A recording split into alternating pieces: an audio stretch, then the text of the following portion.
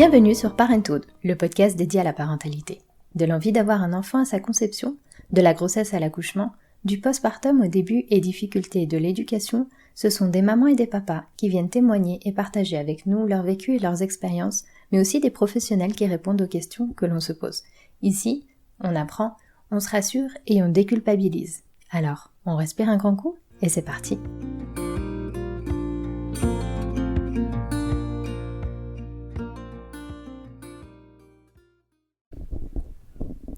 Beaucoup d'entre nous ont toujours imaginé que concevoir un enfant était à la portée de tous, que le plus difficile serait plutôt l'éducation. Si pour certains il suffit d'une fois, pour d'autres le parcours est plus long et parfois jonché d'embûches. Lorsque le diagnostic s'annonce à Julie et son mari Damien, c'est un peu le ciel qui lui tombe sur la tête. Comment imaginer ne pas concevoir un enfant par un acte physique d'amour ? C'est là que va débuter son chemin vers l'acceptation. Mais outre la frustration, la culpabilité, il y a aussi les questionnements perpétuels et les doutes qui accompagnent ce travail d'acceptation. Grâce à la science, son fils voit le jour, et avec lui, le lot de doutes et de nouveaux questionnements qui jalonnent sa nouvelle parentalité. L'idéal que s'était fixé Julie s'étiole peu à peu devant ses nouvelles responsabilités et devant la tâche ardue que représente le quotidien avec un tout nouveau et si petit être, dont il faut s'occuper en permanence, sans aucune pause, et souvent sans aide. Julie avait eu beau se préparer à l'arrivée de son fils, elle s'est tout de même sentie démunie face à l'accumulation de petits riens qui n'étaient pas ceux qu'elle avait pu alors imaginer. Comme elle le dit, on n'est pas préparé à l'après et il y a des choses dont on ne peut pas prendre conscience avant d'être parent. Et c'est justement pour cette raison que Julie a décidé de mettre son expérience au service des autres parents pour les aider à surmonter cette phase difficile qu'est celle de la parentalisance. Et comment ne pas apprécier ce travail énorme qu'elle effectue au quotidien pour faciliter la vie des parents en toute bienveillance. Si elle n'a pas eu la chance de rencontrer cette épaule qu'elle aurait eu besoin d'avoir, elle fait en sorte de l'être pour nombre d'entre nous. Julie, merci pour ton implication et ton merveilleux travail pour soutenir et accompagner les parents dans toutes les périodes de leur parentalité. Bonjour Julie. Bonjour. Est-ce que tu pourrais te présenter, me dire qui tu es, te présenter ta famille et puis ce que tu fais ? Je m'appelle Julie, j'ai 33 ans, je suis mariée et on a un petit garçon qui a un peu plus de 2 ans. Sur le papier, je suis enseignante, mais je n'exerce plus. Je suis... je dis toujours, je déteste ce terme, mais je suis mère au foyer. Ouais. Voilà. Et à côté de ça, on a fondé Parentalisance avec Yasmine. Je fais de la couture, je vends des petits cubes d'éveil. Et puis, je suis aussi animatrice pour les ateliers de signes avec bébé. Ah oui, oui. C'est nouveau ? Non, ça fait un petit moment. Ouais, ça, c'est un de mes premiers à côté, on va dire, ouais. Ok, c'est génial. Donc ouais, non, c'est chouette. Donc, et les cubes, j'ai vu, sur le site Parentalisance, l'autre fois, j'ai fait le lien et je me suis dit, mais c'est trop chou, en fait. Merci, ouais, non, c'est cool. C'était parti pour les copines et puis finalement... Ouais. Tu t'es lancée à la naissance de Thibaut ou tu faisais déjà un peu avant, j'avais fait pour mon filleul une fois quelque chose et puis... Ah, c'est cool. Donc c'est chouette, ouais. C'est plein de petites choses, mais... Ok. Et Thibaut, bien entendu. Comme travail à 200%, mais ouais. Donc oui. C'est vrai. Et tu dis que sur le papier, tu es enseignant, c'est-à-dire que tu fais une pause dans l'enseignement parce que tu voulais être avec Thibaut ou plutôt parce que tu as eu une sorte d'évolution personnelle comme beaucoup de parents à la naissance de leur enfant ? Ouais, les deux, je pense. Enfin, c'était déjà... je suis un peu... anti-système scolaire actuel, j'ai beaucoup de peine. Ouais. Donc quand Thibaut est né, je me suis dit c'est bien, ça me fera une pause, je te montre dans mon travail et puis je reprendrai après. C'était prévu que je reprenne quand il avait quasi une année, parce qu'on reprend toujours avec les années scolaires et qu'il est de novembre. Et puis quand j'ai repris, il y a eu plein de facteurs qui ont fait qu'en fait je me suis rendu compte que non, c'était plus pour moi, plus dans ce contexte. Et puis en fait, j'ai démissionné avec effet immédiat, ce qui est assez rare dans l'enseignement, mais voilà, moi je pouvais vraiment pas. Et puis j'ai dit, je vais pas laisser ma santé pour un jour de travail et puis un salaire certes correct, mais voilà. Et du coup non, là j'ai arrêté et je pense pas que je vais reprendre de sitôt. Donc on va dire au niveau professionnel, je suis un peu dans une recherche, un peu transition, recherche. Maintenant l'enseignement comme il est actuellement, il répond pas à mes valeurs. Et moi, c'est quelque chose qui me touche, donc non, je vais pas. Et du coup, tu as réfléchi par rapport à Thibaut, oui. Il va se retrouver en âge de rentrer éventuellement à l'école. Tu as des options, tu as des pistes de réflexion? C'est la très grande question. Alors, heureusement, il a que 2 ans, donc il y a encore un peu de... Alors moi, c'est ce que j'ai toujours. Si voilà, maintenant tu me dis Thibaut, il doit rentrer à l'école en août, eh ben, je te dirais non. Moi, j'ai vraiment de la peine avec le système scolaire vaudois, et vu qu'on habite sur Vaud, ben voilà. Non, moi, je serais plus dans l'option école à la maison. Après, mon mari, pour l'instant, je l'ai encore pas convaincu. Voilà, il voit d'autres aspects, comme beaucoup de gens. Là, oui, mais il faut avoir des copains, faut être confronté à tout ça. Et puis, moi, j'ai vraiment un autre avis par rapport à tout ça. Et puis, voilà, là, on cherche à déménager, donc ça dépendra de où on va habiter, si on est dans un village, si c'est une petite école ou comme ça. Mais a priori, non, moi, je serais plus dans mon idée de pouvoir faire l'école à la maison. Mais en plus, voilà, moi, en étant enseignante, c'est hyper facilité. C'est clair que pour toi, c'est pas une crainte de te dire que tu peux passer à côté de quelque chose. Ouais. Donc voilà. Puis j'ai une amie qui se pose aussi beaucoup de questions, qui est elle aussi enseignante. Donc on s'était dit peut-être que de faire ensemble, de pouvoir que les enfants soient ensemble quand même. Et puis à voir, mais c'est un grand questionnement, sauf que il faut être, on est 2, donc. Oui, du coup, Julie, ton mari, comment est-ce que tu l'as rencontré? Ça a l'air drôle. Ouais, non, c'est comique. Heureusement qu'il pourrait l'écouter avant. Pour faire court, on s'est rencontrés à Nouvel An, en 2009, par le uni-hockey, en fait. Lui, il faisait faisait du uni-hockey. Et puis ma sœur, elle était en couple avec un qui faisait aussi du uni-hockey. Et puis à Nouvel An, je savais pas quoi faire. Il faisait une soirée avec toute l'équipe du uni-hockey, puis elle m'a dit, mais viens. Et puis voilà, on va faire vraiment l'histoire courte parce que sinon elle est trop longue, mais c'est un peu parti comme ça. Après, ça a mis du temps pour qu'on soit vraiment ensemble. Ça a mis 3 ans. Mais du coup, je dis toujours, c'est 3 ans, ça fait combien d'années? Bientôt 10 ans officieusement, mais 7 ans officiellement. Donc oui, on va dire par le sport. Ok. Après, vous avez rapidement su que vous vouliez fonder une famille ensemble, ou c'était pas forcément une évidence pour vous? Alors moi, j'ai toujours voulu avoir des enfants. Ouais. C'était un peu viscéral chez moi. Depuis petite? Oui, ouais. J'ai toujours beaucoup aimé m'occuper des autres, des enfants plus petits ou comme ça. Et puis lui, je pense pas forcément au début, le mariage non plus, il était pas très très pour. Et puis pour moi, c'était quand même important qu'on soit mariés. Alors ça veut pas forcément avant les enfants, mais voilà, pour moi c'est personnel, mais si on fait une famille, je voulais qu'on ait tous le même nom. Et puis il m'a demandé en mariage fin 2015, ouais.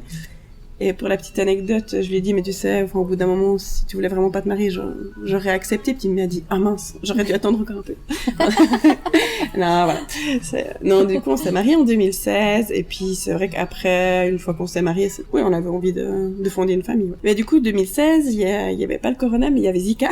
Du coup, c'est vrai, j'avais oublié ça. Ah oui, ouais. Et du coup, quand tu veux avoir un enfant, et nous, en fait, on partait en voyage de noces après notre mariage, à un endroit, dans plusieurs zones où il y avait Zika. Et puis, on s'est dit, bon, on va attendre d'être rentré je crois que tu devais attendre 2 mois ou je sais plus quoi. Donc, du coup, après, on s'y est mis, et puis ça venait pas. C'était, moi, j'avais un peu l'utopie de croire que la première fois, j'aurais pas mes règles, puis je serais trop heureuse. Et puis, 2 mois comme ça, où on a un peu cette petite déception, puis après, on est un peu là, on n'y pense plus, Et puis, c'était pendant une année, j'ai pas le souvenir que ça me pesait beaucoup. Ouais, j'ai juste eu une copine qui est tombée enceinte un peu quand nous on essayait au début, puis j'aurais bien aimé être enceinte en même temps qu'elle. Je m'étais dit ça serait chouette et tout.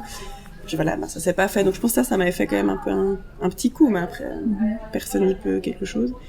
Et du coup, au bout un peu plus d'une année, j'étais allée voir mon gynécologue en lui disant, ça fait une année. Moi, j'avais toujours entendu que de toute façon, avant 6 mois, une année, ça sert à rien, mais souvent les gynécologues font pas forcément d'examen.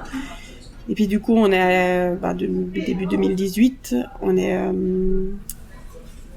aller chez le gynécologue qui a dit, écoutez, c'est vrai, on peut commencer à faire des examens. Moi, mon mari, j'ai eu de l'endométriose, donc d'abord, moi, j'ai pensé que ça pourrait... Tu le savais avant les examens? Oui. Je me suis fait opérer en 2015. Donc moi, j'avais un peu pensé que c'était ça.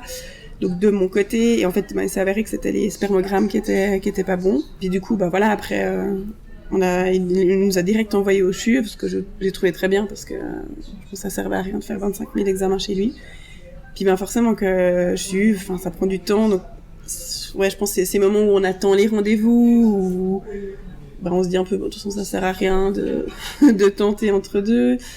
Et puis, donc là, c'était un peu, sur l'été 2018, où on a un peu toute cette, on va dire, batterie d'examens. Enfin, il a refait un spermogramme qui, assez vite, on nous a dit qu'il faudrait qu'on fasse une fécondation in vitro.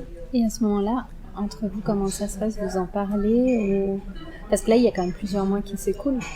Oui. Moi, je me rappelle, je crois que j'étais allée chez le gynéco vers janvier, et puis on a dû faire les examens au CHUV vers juin. En fait, j'ai l'impression que j'ai un peu occulté toutes ces choses. C'est normal. Et alors, on en a toujours beaucoup parlé. Mais je pense que on a surtout eu les discussions dès le moment où on a un peu, on met le diagnostic. C'est vrai qu'avant, on se dit toujours, on verra, il y a sûrement des solutions, etc.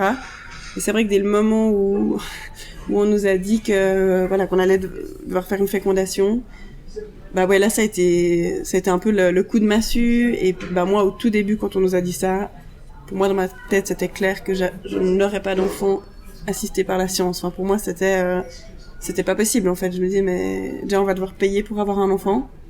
C'est pas du tout pris en charge. Non, la fécondation n'est pas prise en charge. Non. Ah ouais. Là, en Suisse, si c'est toujours actuel, les inséminations, il y a 3 qui sont pris en charge, mais les fécondations, aucune. Puis pour moi, c'était pas possible que mon enfant, il soit pas conçu d'un acte d'amour au sens physique, en fait.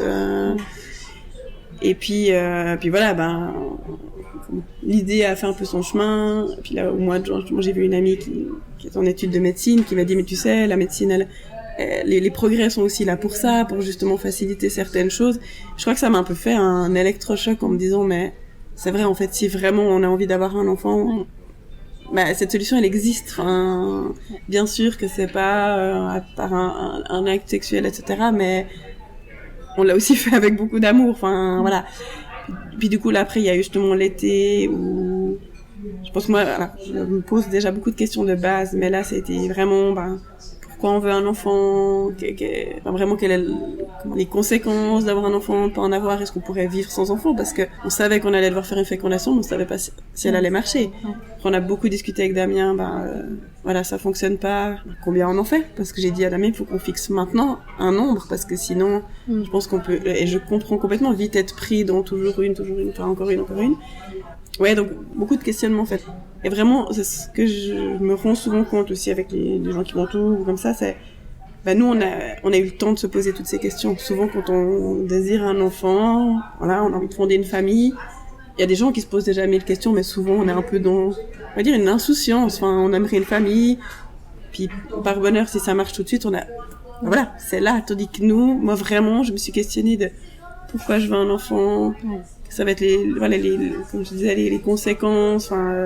Qu'est-ce qui est égoïste, de vouloir un enfant, de pas en vouloir. Vous avez eu de l'aide à ce niveau-là pour faire chacun votre travail en fait? Non. Alors est-ce que j'ai une bonne... Parce que moi, aujourd'hui, avec un petit peu plus de recul, ça me paraît hyper évident que quand on passe par un processus comme celui-là, on devrait être accompagné, ne serait-ce que pour pouvoir se sentir à l'aise avec, pour pouvoir poser les questions et tout, mais apparemment c'est pas forcément le cas en fait. Ça va pas de pair, je veux dire, avec le côté technique.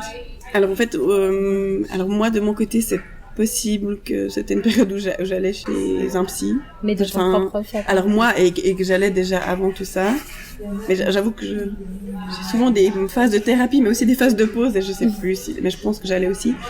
Mais après, au niveau du CHUV, quand tu dois faire une fécondation, il y a un package, un peu comme à la Migros, quoi. T'as un pack où tu payes une certaine somme, et puis il y a les consultations, il y a une consultation justement avec une psychologue, qui est un soutien qui est, en tout cas la première c'est dans le package, après peut-être si tu vas plus loin là, mais on nous en a pas parlé. On va dire que dès le moment où on nous a annoncé si vous voulez un enfant ça serait une fécondation, moi je trouve que c'est déjà dès ce moment-là on dit écoutez, moi je vous propose la semaine prochaine vous prenez rendez-vous avec un psy, déjà posez tout ça déjà dans le couple aussi, parce que nous même si des fois on a des différends, on parle beaucoup, donc voilà, mais on va dire que moi j'ai pas ressenti ça comme une évidence. Et puis justement, bah voilà, moi en plus je suis quand même quelqu'un qui a besoin d'être entouré, enfin c'est en tout cas pas, au niveau du corps médical, enfin aucune critique par rapport aux gens qu'on avait, etc. Mais on va dire de la structure qui, voilà, et même justement moi à ce moment-là je cherchais des groupes de parole pour rencontrer d'autres parents, soit qui étaient en train de le vivre, soit qui l'avaient vécu. Mais en fait, pour moi, c'est de là qu'est un peu partie Parental Essence, parce que je trouvais rien. Je cherchais, et groupe de parole, fécondation in vitro, il y a déjà très peu de choses en Suisse. Alors que j'ai vu ça il y a quelques mois en cherchant des choses pour Parental Essence, ça existe au CHUV. Mais on nous en a jamais parlé. Ça existait à ce moment-là? Oui, parce que quand je suis allée sur la page du CHUV et que je suis tombée dessus il y a 3 mois, elle avait été mise à jour en 2018, donc c'était... Ça, c'est dur à accepter quand même. Oui, et puis du coup, alors après, c'est ce que j'ai toujours avec le recul. Est-ce que si vraiment il y avait eu, j'y serais allée? Je ne sais pas, mais au moins ça existait. Enfin, en tout cas, ça existait. Voilà, tu dis que là, c'est vrai que je sais pas. Et puis je trouve difficile. Enfin, en plus, c'était quand même il y a bientôt 4 ans. Les réseaux, on parlait pas encore de tout ça aussi facilement que maintenant. Et puis voilà, je me voyais pas faire une annonce, même si on en a toujours parlé ouvertement sur Facebook. Salut, c'est qui a fait une fécondation. Et puis moi, je suis prête à en parler, mais peut-être pas d'autres gens. Enfin, voilà. Donc ça, c'était... Ouais, je me sentais quand même assez seule. J'ai quand même beaucoup de copines dans mon entourage. J'ai toujours dit, je suis heureuse pour elles. Ça a souvent fonctionné très rapidement. Mais c'est vrai que là, en réfléchissant, j'ai pas d'autres amis qui ont vraiment galéré, en tout cas pas de fécondation. Puis oui, on se sent quand même assez seul, ouais. Ouais, et puis tout le processus est assez long quand même, et puis ce que tu peux ressentir à chacune des étapes, oui. T'as un peu besoin, pas de validation, mais t'as besoin de savoir qu'on peut comprendre ce que tu ressens. Oui, c'est vrai que les processus de fécondation sont souvent longs. Nous, on a eu de la chance, parce qu'en fait, on a eu un processus assez rapide. Je suis allée en janvier 2018 chez mon gynéco. En janvier 2019, j'étais enceinte. Okay. Et c'est très rapide. Enfin, ils nous l'ont dit au CHUV.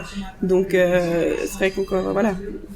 On va dire que dans les épreuves, on a quand même eu de la chance. Après, justement, on était allé consulter, parce qu'on s'est dit avec mon mari, on va quand même aller, c'est compris dans notre package, on va aller voir cette psy. Franchement, c'était un fiasco. Donc, heureusement qu'on n'y allait pas avec trop d'attente, que moi, j'avais déjà un suivi, que Damien, lui, ressentait pas forcément le besoin d'avoir un soutien de ce côté-là. Mais c'était clairement un échec. Un échec. Enfin, ouais, voilà. Pour nous, c'était pas adéquat. Et puis, en gros, à la fin, c'était, je vois que vous communiquez bien, en gros ça a l'air d'aller. Donc on va dire qu'au niveau psychologique, il y a pour moi pas un réel suivi. Et puis du coup aussi ce qu'il faut dire, c'est après je sais qu'il y a aussi le centre à Lausanne, le CPMA là, où nous du coup on n'est pas allé, mais au CHUV c'est un hôpital universitaire, donc moi quand j'allais faire mes contrôles, alors au début je voyais toujours la même gynéco là, justement avant qu'on commence la fécondation, mais quand j'étais dans les traitements hormonaux, il y a une semaine, je devais aller tous les 2 jours. Mais j'avais chaque fois un autre gynécologue.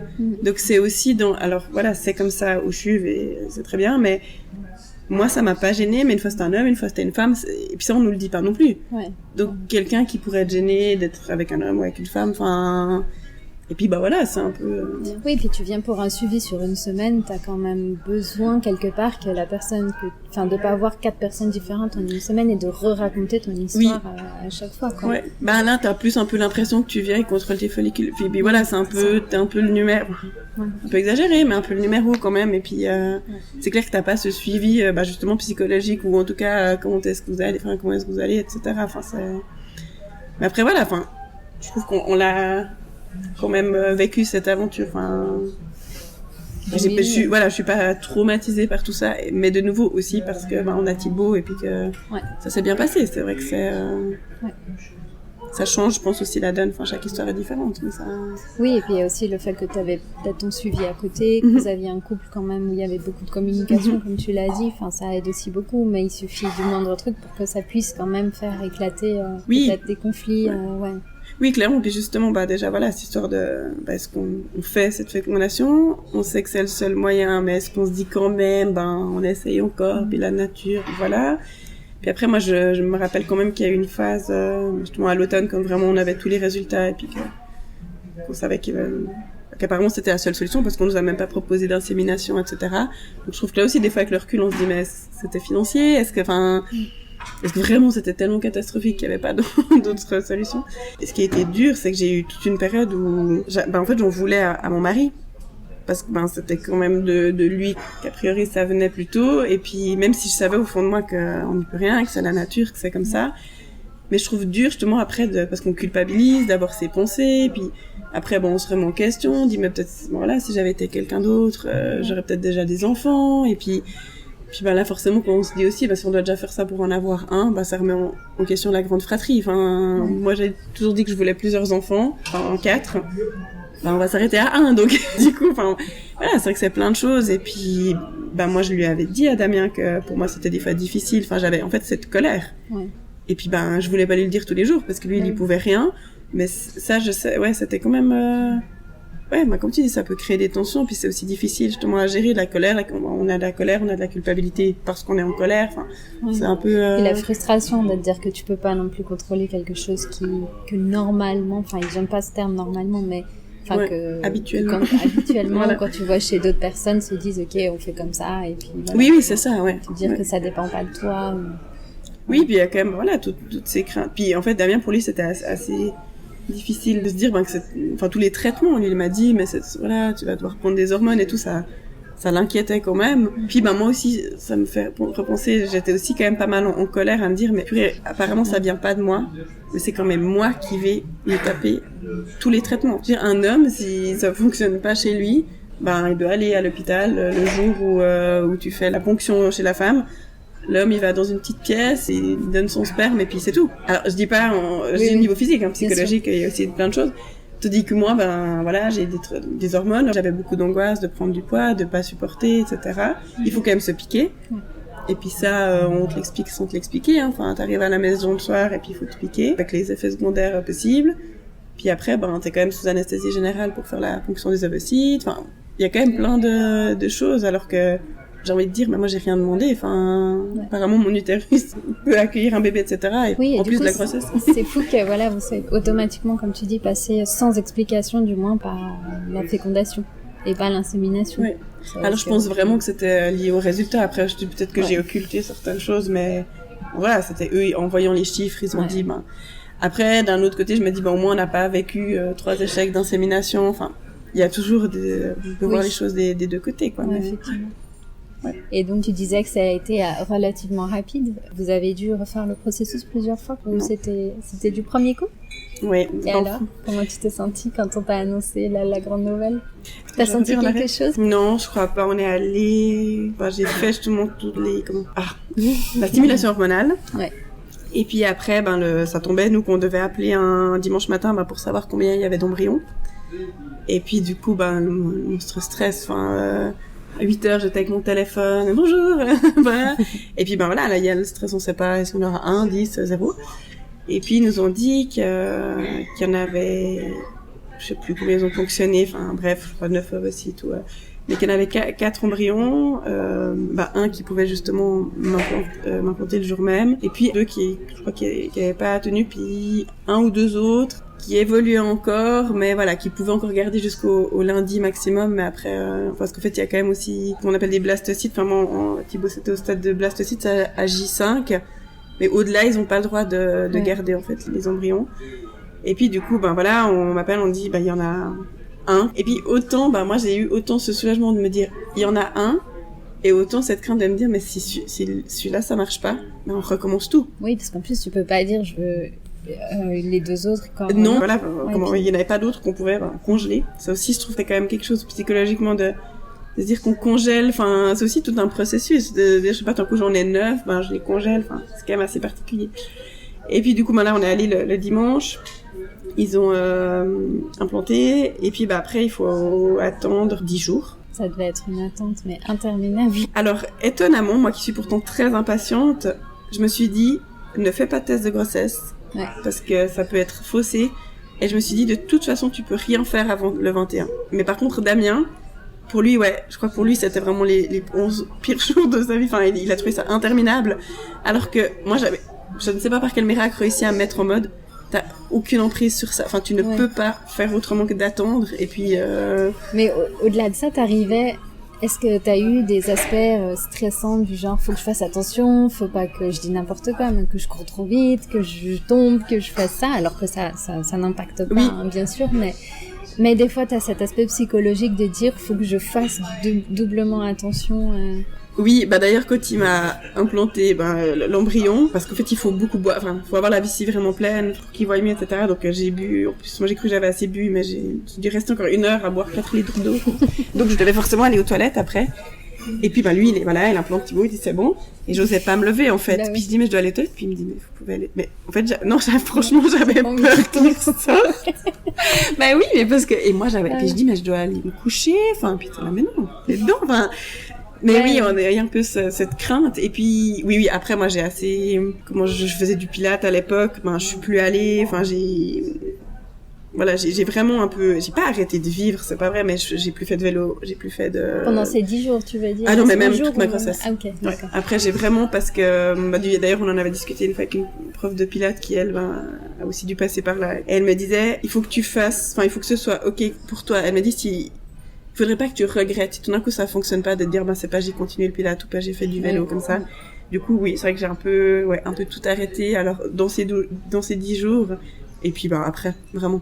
Et puis on commence déjà avec un peu la nourriture à se dire il faut faire attention. Je prenais l'acide folique. Donc puis après ce fameux 21 février, je suis allée le matin justement au CHUV faire la prise de sang.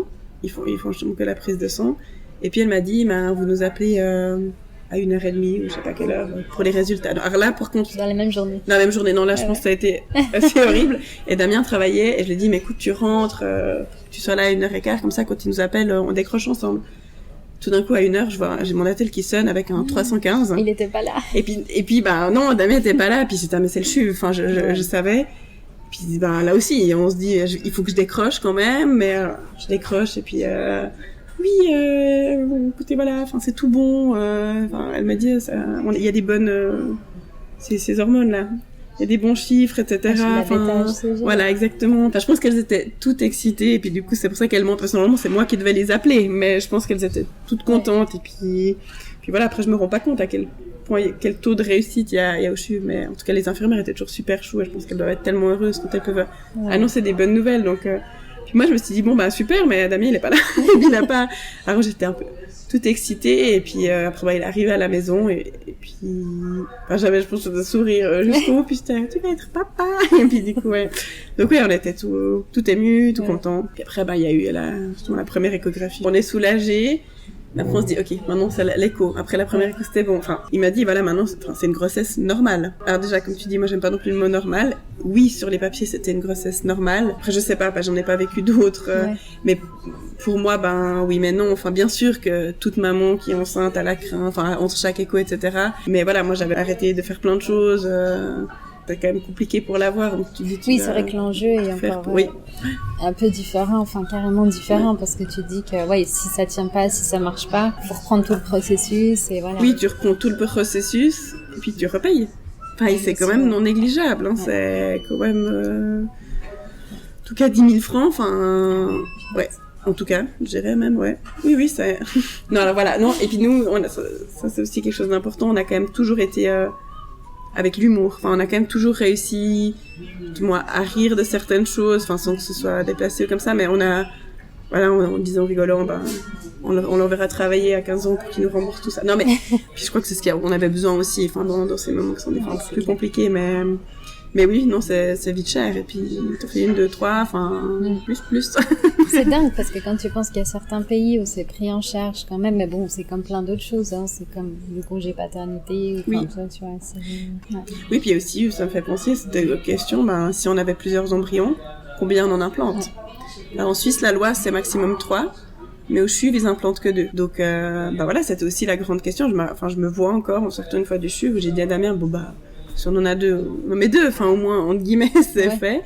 Puis après, il me disait, oui, mais quand même, il y a quand même plusieurs risques. C'est vrai que si après, il y en a un qui a, par exemple, un handicap, aussi sans vouloir, de se dire, peut-être si on avait fait un à la fois, c'est vrai que c'est tout des questions, je pense qu'un couple lambda ne se pose pas. En fait, c'est qu'on est confronté à plein de choses, et aussi qu'en fait, Damien, ce qui expliquerait peut-être justement le souci, c'est qu'il y a quelque chose sur un de ses chromosomes, et puis que lui, il a pas de souci, mais que si mon chromosome reconnaissait pas son chromosome, ça peut créer des retards chez Thibaut, enfin chez le bébé, mais ça aussi, tout long, est-ce qu'on fait une amniosynthèse? Mais en fait, la myosynthèse était plus risquée que le pourcentage de risque qu'il ait quelque chose. Mais même actuellement, on ne sait pas s'il a ce syndrome.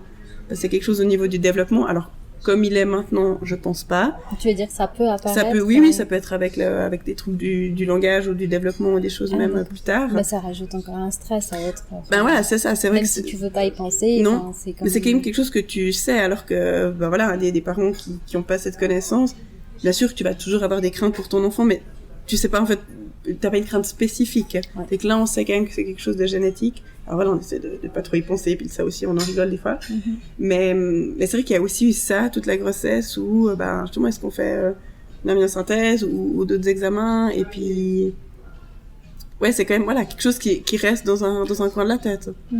Alors que, parce que nous, on est allé voir un généticien, mais de nouveau, un couple lambda, il y a pas toutes ces questions. Alors après, je minimise pas du tout, et je dis toujours, je suis heureuse quand les gens tombent une grossesse tout de suite, mais il y a d'autres enjeux, Et alors, à partir du moment où vous apprenez que tu es enceinte, ou que vous êtes enceinte, oui. C'est vrai, comment ça se passe le reste de la grossesse? Parce que le gynécologue que tu suivais, il te rassure en te disant, à partir de maintenant, c'est bon, il y a plus, tu l'as dit, une grossesse habituelle. Oui.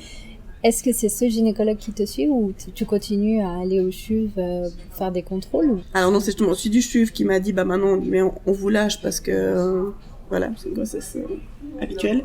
Et après j'étais suivie par mon gynécologue où j'étais avant. Et non, franchement la conception était compliquée, mais après j'ai eu vraiment une super grossesse. Alors j'avais vraiment peur d'avoir des vomissements, etc. parce que c'est ma hantise comme beaucoup de gens. Mais non, pas de... peut-être des fois un peu la nausée, mais encore vraiment pas grand chose. J'ai eu un peu mais pendant presque toute la grossesse, un peu moins au deuxième trimestre, un dégoût. Quand je mangeais, j'avais un peu l'impression que c'est pas que j'avais plus de goût, mais un peu tout me dégoûtait. J'avais toujours un peu un goût en bouche, quelque chose comme ça. Sinon rien d'autre, pas de nausée, pas de vomissement, pas de contraction, pas de peur comme ça même sur la fin, en fait, moi je sais pas, je sais c'est des contractions, mais je l'ai su le jour de mon accouchement. J'ai jamais eu un peu de fausse alerte. Non, une grossesse assez idyllique. Et pour Damien, ça a été aussi? Oui, je pense comme on le dit souvent, les hommes c'est un peu différent. Parce que je me dis en plus avec du coup ce processus, parce qu'on parle souvent du fait que parfois les hommes se sentent pas forcément papa pendant toute la grossesse et que c'est plutôt à la naissance que là ils réalisent en fait. Oui. Mais du coup comme là c'était un peu différent pour la conception, je me demande si... C'est vrai qu'on lui demande. Non, oui, je pense que c'est quand même, comme je dis toujours, nous on a vu Thibaut avant qu'il soit dans mon ventre, donc, parce qu'il nous a montré au microscope, donc c'est que c'est assez... Je pense quand même que ça fait un peu quelque chose aussi pour les hommes, et puis pour lui c'était aussi il a pris un peu de ventre comme moi. Non, je crois qu'il l'a bien vécu. Ok. Et alors le fameux jour de l'accouchement où tu as connu les contractions dont tu parlais? C'est ça. Donc mon terme était pour le 26 octobre. Aucun signe, voilà. D'ailleurs, je crois que ce soir-là, j'étais à une soirée, puis je pense que j'étais allée faire le contrôle, le monitoring, tout allait bien. Et puis là, je trouve qu'une fois que t'as dépassé le terme, là, je trouvais que c'était interminable. Et puis, j'avais vraiment pas un gros ventre, j'étais pas mal, mais c'était chaque matin, je me disais, il va arriver quand? Voilà, un peu comme ce truc, 26 octobre. C'est ça, la date de terme, dans ta tête, elle est très précise. Et puis, en plus, je sais pas pourquoi, je savais, ou j'avais l'impression que j'allais partir à la mat la nuit. Donc en fait, chaque fois le matin que je me réveillais, je me disais c'est pas pour aujourd'hui. Vraiment, je sais pas pourquoi. Chaque soir, tu te couchais en te disant. Ouais, je me disais ça va peut-être être ce soir. Et chaque matin, je me disais bref. Et du coup, J plus 5, 40 plus 5. Je suis allée chez le gynécologue faire le contrôle. Et puis il me dit écoutez, si ce week-end vous avez pas accouché, lundi on vous déclenche. Et moi dans ma tête, no way, mais vraiment. Alors après je sais que des fois on n'a pas le choix, mais j'étais là non, je ne veux pas. Et puis j'ai dit mais est-ce que vous pouvez me faire un décollement de membrane? Et puis il m'a dit T'en avais entendu parler comment? Parce que ma sœur, elle avait eu ça. Sans le savoir, mais elle l'avait eu. Et sans le savoir. Oui, voilà. Et puis j'ai dit d'abord j'ai écrit à ma sœur avant d'aller, j'ai dit est-ce que t'es douloureux? Et puis elle me dit je sais pas, je savais pas qu'on me le faisait, donc voilà, donc ça avait pas l'air d'initier. Puis j'ai demandé à mon gynécologue, et puis il m'a dit, c'est sans garantie, enfin, soit vous accouchez, soit pas, enfin, mais on peut le faire, il n'y a pas de contre-indication. Et puis du coup, il m'a fait ce décollement de membrane, et moi je suis rentrée à la maison, j'étais là. Et alors, ça a été douloureux? Je m'en rappelle pas, donc je ne pense pas, je crois pas, enfin. Ça t'aurait marqué, c'est ça? Oui, on va dire comme un examen gynécologique, enfin, pas plus que ça. Puis vraiment, moi, pessimiste comme je suis, j'étais là, de toute façon, ça va pas marcher. Puis bon, il m'a quand même dit, parce que forcément que ça saigne, il m'a dit, il faudrait quand même juste qu'en vous couchant, ça saigne plus. Voilà, sinon, il faudrait quand même contrôler. Puis bon, je vais me coucher. En plus, j'ai eu la bonne idée de regarder la télé jusqu'à je sais pas quelle heure. Et je dis toujours, si j'avais su, je serais allée me coucher. Et puis, au milieu de la nuit, tout d'un coup, je vais aux toilettes. Et puis, alors voilà, c'est un peu sans filtre. Mais voilà, heureusement, j'avais allumé la lumière. Puis je me disais, c'est quand même bizarre. Puis je dis, ouais, non, mais c'est sûrement des pertes, des trucs. Je vais retourner me coucher. Après, j'étais, non, je vais quand même faire, je crois, une fois une sage-femme m'avait dit, vous mettez une serviette, vous voyez si vrai ça coule. Puis je me promenais dans l'appartement, puis je me suis dit, ouais, donc quand même, faudrait quand même que j'appelle la mat. T'as eu du liquide? Oui, j'avais du, un peu rosé, enfin, c'était pas du sang, mais je me suis dit, c'est que... Ouais. Mais je dis toujours, heureusement que j'ai allumé la lumière, parce que sinon je pense que je serais allée me recoucher, et puis... Et tu sentais pas forcément? Non, parce que ça a pas... Voilà, s'il y avait... la poche des os, elle s'est fissurée, mais c'était pas... Pas comme dans les films, ça aussi, c'est mythe, quoi. On croit que c'est là que ça arrive, mais on a l'impression que tout ça va nous faire. Et puis qu'après t'accouches dans l'heure qui suit. C'est cela, et tout va bien, bref. Et du coup, j'appelle la mat, puis elle me dit, écoutez, mettez-vous en chemin, mais tranquillement, enfin, vous avez le temps. Et du coup, je réveille Damien, qui bosse souvent très tôt, puis il se réveille, il me dit, quoi, je dois aller travailler? Non, on va la matin. C'est un autre type de travail.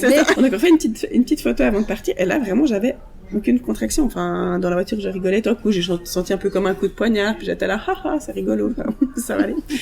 Et puis, arrivé à la mat, je pense que c'était vers 2h30. Et puis, au début, ça allait. Puis après, ça... En fait, voilà, moi, j'ai jamais connu de contraction. Mais par contre, quand elles sont arrivées, c'était assez fort. Et puis, très rapproché. Et puis, du coup, en fait, j'arrivais pas à gérer, enfin, voilà, la sage-femme me dit, mais pensez comme si vous soufflez une feuille sur la table. J'étais là, mais ta feuille sur la table. Et puis après, justement, j'ai demandé une bouillotte, elle me dit, mais allez un moment sous la douche. Mais en fait, debout dans la douche, chaque fois que j'avais une contraction, je devais me tenir au mur, enfin, voilà. Et puis là, on en reparlera, mais je trouve que c'est par rapport à la préparation, enfin, clairement, j'étais pas prête à tout ça, même si j'avais appris à respirer, enfin, je trouve qu'il y a des moments où, en tout cas, voilà, je l'étais pas assez.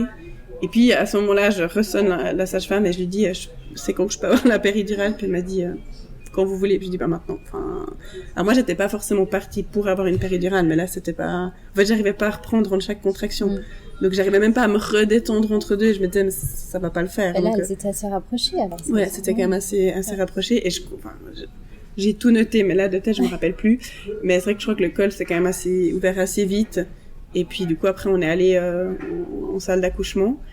Et puis, je pense qu'ils ont dû me poser la péridurale vers 7h du matin. Alors, parce que quand je suis arrivée, la sage-femme me dit, voilà, écoutez, essayez de vous reposer encore un peu, vu que j'avais pas encore de contraction. De toute façon, on n'appelle pas le gynécologue avant 6h. Donc, c'était 2h30. Moi, dans ma tête, je disais, mais je vais faire quoi pendant 3h30? Enfin, j'avais l'impression que c'était, non, mais appelez-le maintenant. Et puis voilà, on se rend pas compte qu'en fait, non, ça prend du temps. Et en fait, le temps passe quand même relativement vite. Du coup, après, voilà, ils m'ont mis la péridurale, qui a fait assez vite et bien effet. Puis en fait, après, ça a été quand même assez rapide. Enfin, je crois que le gynécologue est arrivé, il a contrôlé, il m'a dit, écoutez, je reviens dans 1 heure, j'ai des trucs administratifs à faire. J'ai dit, allez boire votre café. Et puis voilà, puis à un moment, la sage-femme m'a dit, écoutez, si toi, que vous vous sentez comme si vous devez aller à Celle, vous me dites. Et puis, forcément qu'elle est partie à ce moment-là, 2 secondes après, je l'ai sonné, j'ai dit, écoutez, je crois que c'est maintenant. Puis en fait, après, donc ça c'était vers 10h, le gynécologue il est revenu, il m'a dit... Ça c'était ton gynécologue qui... Oui, et voilà, exactement. En fait, du coup, moi j'ai accouché en clinique parce que je voulais que mon gynécologue soit là. Heureusement, il n'était pas en vacances. Et puis, c'était vers 10h, il m'a dit, écoutez, on va essayer une poussée. Et puis voilà, puis j'ai poussé une fois, puis il m'a dit, je crois que je vois les cheveux. C'était... Puis en fait, en 15 minutes, il était dehors. Donc c'est vrai que c'était aussi un accouchement... Moi, j'avais toujours un peu ma sœur... Sylvie, si tu m'écoutes un jour, parce qu'elle avait toujours dit, mais moi, Izzy, mon accouchement, elle a eu des jumeaux, machin. Et moi, je me disais, mais ça m'énerve, parce que il y a plein de femmes, et au contraire, elles souffrent, et que je suis la fille qu'on peut détester, parce que c'était, voilà, la péridurale, elle a fonctionné, je sentais les contractions, mais ça me faisait pas mal. Et puis vraiment, tout... 15 minutes, c'est pas mal. Hein. C'est ça, je crois que j'ai commencé à E15, à 33, il était là, enfin... Et puis c'est vrai que ça a été assez rapide. Mais alors voilà, si ça peut rassurer celles qui me détestent, le après était moins drôle. La grossesse et l'accouchement se sont hyper bien passés. Vraiment, j'étais... Là aussi, ma belle-sœur me disait, tu verras, tu vas crever de chaud, tu vas... Non, franchement, j'étais bien. Mais pendant l'accouchement, tu veux dire? Oui. Ouais. Ça j'étais posée. Alors voilà, en position gynéco, ça aussi à refaire, je referais pas comme ça, mais vraiment, on a papoté tout le long avec Damien, après un moment avec le gynécologue, enfin, c'était vraiment cool. Et puis il y a juste, voilà, ces 15 minutes, j'avais 2 sages-femmes, j'avais l'impression d'être à une compétition de sport, elles étaient trop chaudes à côté. Allez, oui. Mais non, franchement, tout s'est bien passé, ouais. Et alors, la rencontre avec Thibaut, vous saviez déjà que vous alliez l'appeler Thibaut ou... Alors, oui et non, enfin, c'est quand même un prénom que depuis quasiment le début, enfin, on aimait beaucoup. Après, on s'est aussi beaucoup questionné à cause de l'orthographe, parce que, étant enseignante, je me disais, non, mais le pauvre, il va devoir tout le temps écrire, et puis son prénom. Puis, on avait pensé à plein d'autres prénoms, puis c'est quand même celui-là qui est revenu. Et puis, non, alors, Damien aimait bien Martin. Et moi je voulais pas, hein, mais le jour de l'accouchement, on rigolait de ça avec la sage-femme. Puis quand il est né, elle m'a dit bon alors Martin ou Thibaut. Je dis non mais Thibaut, hein, vous écrivez pas une bêtise là. Donc non, je crois que c'était assez évident pour nous. Et puis la rencontre, moi j'ai pas eu cette fameuse cascade d'amour, enfin ce feu d'artifice. Je pense que ça m'a beaucoup perturbée. Enfin pas sur le moment, mais plutôt par après. Puis oui, bah bien sûr, enfin Damien il était hyper ému, enfin voilà, je l'ai eu sur moi. Enfin nous notre souhait c'était de puisse l'avoir en peau à peau et qu'on puisse avoir un moment les trois, enfin qu'on n'ait pas 15 000 personnes autour de nous. Alors mon gynécologue est parti très rapidement parce qu'en fait Thibaut était à peine sorti, il y a une autre femme, une de ses patientes qui arrivait et je pense qu'il a accouché 3 minutes après moi. Enfin en fait il est parti très rapidement. Donc c'est vrai que je suis restée sur ma table d'accouchement. J'attendais dans l'attente qu'on me suture et puis c'est vrai que ça c'est ce que je dis avec le recul, c'est un peu particulier et puis je pense que ça pourrait faire un peu partie de ces violences exagérées, mais un peu violences gynécologiques qu'on pourrait parce que c'est vrai que je suis restée plus de 2 heures sur cette chaise avec le temps qu'ils reviennent de l'autre accouchement pour me recoudre. Parce qu'il y a que lui qui pouvait apparemment je sais pas, moi j'ai cru que les sages-femmes pouvaient aussi le faire, je sais pas, mais moi je l'ai pas mal vécu sur le moment, mais c'est vrai que des fois quand je le raconte on me dit mais quoi on t'a laissé 2 heures comme ça. Bref. Et t'avais expulsé le placenta aussi? Oui, ça c'était assez rapidement. Je crois que le gynécologue était encore là d'ailleurs, mais ouais. Oui, parce qu'une fois que Thibaut était sorti, il me dit il faut encore pousser, je te la quoi, puis il me dit le placenta. Ah oui, on peut un peu oublier quoi. Non mais ça, c'était vraiment chouette parce que pendant ces 2 heures en fait en l'attendant pour me recoudre, j'ai eu Thibaut sur moi en peau à peau et il y avait juste une sage-femme qui est restée qui était super chou et qui nous a dit de toute façon je peux pas vous laisser tout seul, enfin elle devait quand même être là, mais c'était on était dans notre bulle les trois et puis ça c'était un moment chouette, je me suis fait vomir dessus, tout ça et puis justement au bout d'un moment elle m'a dit mais je crois qu'on va quand même l'habiller et puis là c'était aussi super chouette parce que c'est Damien qui l'a habillé et puis j'ai une vidéo, c'est trop chou parce qu'il était tout l'impression qu'il avait une poupée de verre, il avait tellement peur de le casser, de lui faire mal et puis Thibaut était tout tranquille, il était donc c'est vrai que oui, j'ai quand même plein de bons moments, mais c'était que des bons moments, mais je pense qu'on a tellement d'attentes avec ce qu'on nous dit et qui maintenant est en train de changer, heureusement, mais il y a que presque 3 ans, on s'attend à avoir ce coup de foudre, à que ce soit tout de suite tellement incroyable. Et puis moi qui suis très cérébrale à penser à toutes ces choses, je pense que vu que je l'ai pas vécu, ça a été dur en fait. Pour moi, émotionnellement. Et puis nous, je pense que j'ai eu je me rendais peut-être pas forcément compte tout de suite, mais je me rappelle qu'à la match, je disais mais j'ai l'impression que je l'aime pas. Je savais que c'était mon fils, mais ouais, j'avais un peu cet instinct, on va dire plutôt animal de la lionne, c'est mon bébé, mais comme s'il n'y avait pas les émotions. Puis ça, c'était, pour moi qui en plus aussi très dans l'émotion, etc., c'était vraiment perturbant. Quand tu disais, c'était au personnel de la maternité? Non, je pensais avec Damien plutôt, parce que j'avais quand même honte de penser ça aussi, on culpabilise. Puis après, 16 jours à la mat, alors j'étais à la clinique de la Source, on est choyés, c'était vraiment, vraiment top. En plus, j'ai eu de la chance, j'étais seule dans la chambre. Mais oui, après, forcément, quoi, que cette montée de lait, aussi avec les hormones, tout ça.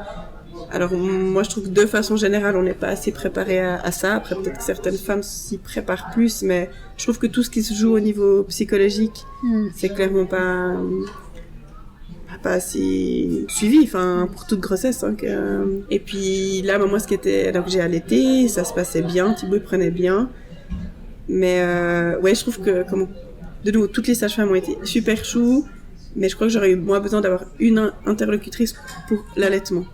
Oui. Parce que je recevais plein de bons conseils, mais un peu au compte-gouttes. Tout d'un coup, j'ai eu ma montée de lait, puis une sage-femme m'a dit, mais vous avez vu vos seins, il faut drainer. Je dis, on me l'a pas dit, j'avais hyper mal. Enfin, et puis Thibaut, souvent, enfin, il était en mode glouton à l'époque. Il prenait beaucoup, moi j'avais beaucoup de lait, puis après il régurgitait par le nez, moi ça me faisait pleurer, parce que je croyais que ça lui faisait mal, et puis, voilà, en plus, ça va avec les émotions de l'accouchement, etc. Donc c'est vrai que ça a été un peu quand même compliqué. Enfin le lundi, donc j'ai accouché le vendredi matin. Et la nuit de dimanche à lundi, c'était très dur. Enfin, j'ai beaucoup pleuré. C'était vraiment un peu ce troisième jour. Enfin, ouais, c'est le fameux. On connaît théoriquement. Ouais. Et puis le lundi, c'était quand même compliqué. Et puis j'avais peur en fait de rentrer à la maison. Je me disais mais t'es plus accompagnée. C'est ça. Moi en fait toutes les nuits, je laissais Thibaut aux sages-femmes parce que voilà, moi, dans ma tête, je me disais, il faut que je me repose. Et puis, maintenant, avec le recul, j'ai eu culpabilisé en me disant, mais pourquoi j'ai laissé? C'est mon bébé, il était 9 mois dans mon ventre, j'aurais dû le garder avec moi. Enfin, voilà. Ouais. Toutes ces émotions contradictoires de maman. Mais sur le moment, en fait, ça me faisait du bien que je puisse dormir, on s'entend. Hein. Oui. Et puis, ce que je trouvais en tout cas chouette à la source, c'est que, elle le prenait en portage. Ah ouais? Donc ouais. J'ai jamais entendu ça, mais c'est génial. Oui. Alors après c'est drôle parce que je sais plus, j'en ai parlé une fois avec une copine qui m'a dit j'aurais jamais accepté que quelqu'un d'autre porte mon bébé à cause de l'odeur. Alors que j'avoue que j'y avais même pas pensé. Moi je trouvais justement au contraire plus chouette qu'il soit contre quelqu'un que dans un berceau. Mais bref, donc voilà, est-ce que j'ai par contre trouvé assez fou à la mat, c'est que justement je l'allaitais je sais plus tous les 3-4 heures au début et en fait je me réveillais et hop, la porte, elle s'ouvrait. Et je me disais, cette connexion qu'on a avec son bébé, elle me l'amenait. Moi, je me réveillais et bim, elle me l'amenait. Puis oui, c'est vrai que j'avais oublié ça, mais c'est vrai qu'en fait, ta poitrine, en quelque sorte, ou même toi, ton esprit qui se réveille au moment où ton bébé se réveille. Ouais, vraiment, plusieurs fois. J'ouvrais les yeux et je l'avais pas sonné. Hein. J'avais pas demandé qu'elle me l'amène comme ça. Et puis voilà. Puis du coup, le lundi, j'ai aussi revu mon gynécologue. Et puis, je lui ai dit que j'étais pas très bien, un peu angoissée, etc. Et puis, que l'allaitement, que j'avais besoin de dormir. Puis, lui, il m'avait dit, mais sinon, demandez aux sages-femmes de tirer votre lait. Puis, comme ça, elle donne un biberon pendant la nuit.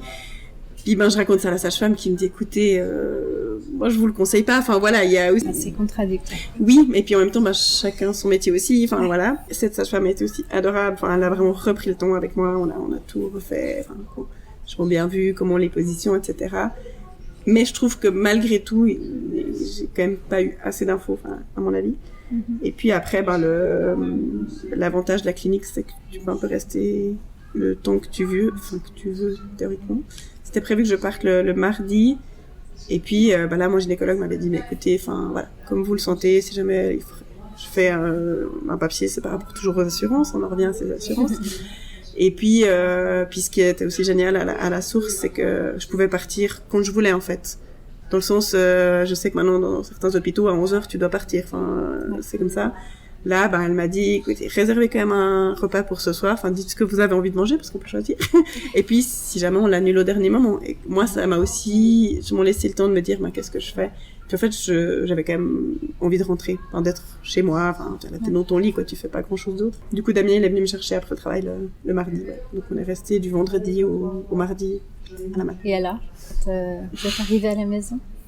Déjà, c'était en fin de journée, donc je trouve que c'est aussi pas évident. Justement, quand t'arrives, c'est après 6-7 heures, c'était un peu branle-bas de combat. Et puis Thibaut, il régurgitait beaucoup au début. On était au mois de novembre, moi j'avais peur que si je le laisse mouiller, qu'il ait froid, etc. Donc, j'ai un souvenir de cette première soirée, nuit où en fait je le changeais dès qu'il se mouillait, puis du coup je me suis dit mais en fait on n'a pas assez d'habits, puis forcément je sais pas, il fallait du 52 puis avec du 56, c'est pas dramatique au fond, mais sur le moment j'avais pas assez de gigoteuses, je crois que j'en avais acheté 2, mais une fois qu'une est mouillée, l'autre aussi, l'autre a pas eu le temps de sécher, bref. Et je me rappelle que ça c'était, j'ai vraiment souvenir de cette première soirée, nuit où en fait, tout est un peu monté, quoi. Mes angoisses de me dire, faut qu'on aille faire du shopping, faut que ci, faut que ça, machin. Ouais. Et puis, le lendemain, en fait, Damien, il a eu un congé paternité de 3 semaines. Donc, c'est beaucoup, à l'époque, dans son entreprise. Mais en fait, on avait décidé ensemble, mais ça, de nouveau, je ne referais pas pareil. En fait, au lieu de prendre tout à la suite, il prenait 2 jours de congé par semaine. Comme ça, toutes les semaines. Voilà, comme ça, et comme ça, en fait, le congé durait plus longtemps. Mais de nouveau, maintenant, je pense qu'en tout cas, une semaine, il aurait été bien s'il avait été là à 100%. Parce que typiquement, moi, le lendemain matin, je me réveille, j'étais toute seule avec Thibaut. Ouais. Alors, mes parents habitent en dessous de chez nous, donc heureusement, il y avait ma maman, et puis on est allé à la COP. Alors, je l'ai emmitouflé, je pense que c'était le bébé le plus habillé du monde. Mais voilà, première sortie. Bah oui, c'est la première sortie, elle est stressante. Exactement. Attendue, mais en même temps elle est stressante et ouais. tu fais attention au moindre truc, même un oiseau qui passe. Mais c'est ça, je pense que t'es tendu. Puis en plus, justement, mais il avait un look mais horrible. J'avais les habits que j'avais, enfin bref. Puis là, après tu vas me dire c'est pas important, mais sur le moment tu te dis quand même super, mon enfant il ressemble à rien. Et puis donc justement, je pense que ça aurait été chouette si Damien en fait il avait été là une semaine aussi pour lui prendre ses marques, etc. Et il a toujours été hyper impliqué, et puis voilà, il s'est toujours occupé de Thibaut, changer les couches et tout. Mais de nouveau, je pense sur le moment, c'est ce qu'on a une fois discuté avec Yasmine dans ce mode survie. En fait, on fait les choses, et moralement, j'ai quand même des souvenirs où ça allait pas très bien parce que j'en parlais un peu avec la sage-femme. En fait, j'ai eu une sage-femme, j'ai changé. Déjà, elle m'a jamais contrôlé mes points ou comme ça. Enfin, en fait, j'avais l'impression qu'elle venait pour contrôler Thibaut. Mais pas moi, que j'étais pas, on va dire, c'est incroyable, c'était la deuxième personne qui me dit ça aujourd'hui. Ah ouais. Vraiment la même chose. J'ai l'impression que j'étais pas dans l'équation, en fait. Et puis c'était un peu, alors après voilà, moi j'ai mon caractère, ma personnalité, j'ai quand même besoin de beaucoup de soutien, etc. Mais c'était un peu, mais ça va aller, En même temps, les points, elle les a pas contrôlés du tout. Non. Il y a quand même, ça fait partie du protocole quand même, au minimum, je veux dire. Et puis en plus, je suis rentrée le mardi soir et je crois qu'elle est venue que le jeudi. Alors que théoriquement, on sont quand même censés venir le lendemain, je sais plus exactement. Puis oui, elle contrôlait le poids de Thibaut, mais après c'est son caractère, elle est comme ça, cette femme, et puis j'ai pu lui le dire, donc en fait ça me correspondait pas, tout simplement. J'avais oublié, mais là en t'entendant parler, je me rappelle que la sensation que j'avais, je me sentais gauche en fait, parce que tout ce que je faisais, c'était, je me disais, je le fais pas bien, ou je suis maladroite, ou ceci ou ça. Et j'avais toujours un peu peur de pas assez bien faire, donc je regardais tout, j'observais tout, et puis déjà cette sensation, elle est lourde parce que tu te sens pas à l'aise. Puis un peu pas légitime aussi, d'un côté de. Alors en plus, il y a tout ce côté où t'es chouchouté toute la grossesse et tout, puis là d'un coup tu l'es plus, et puis on te demande même pas comment ça va, et alors elle me demandait, mais c'est vrai que après je sais pas, on va dire que ça allait pas forcément plus loin, ou elle creusait peut-être pas forcément. Moi en fait je lui avais aussi demandé de venir pendant que j'étais enceinte, justement j'avais des questions, sinon on avait un Moïse pour mettre Thibaut dedans là, et puis le matelas, l'impression que c'était le Moïse près de mon papa, donc le matelas il a fallu le changer, mais je savais pas ce qu'il fallait comme matelas, moi je me posais beaucoup de questions.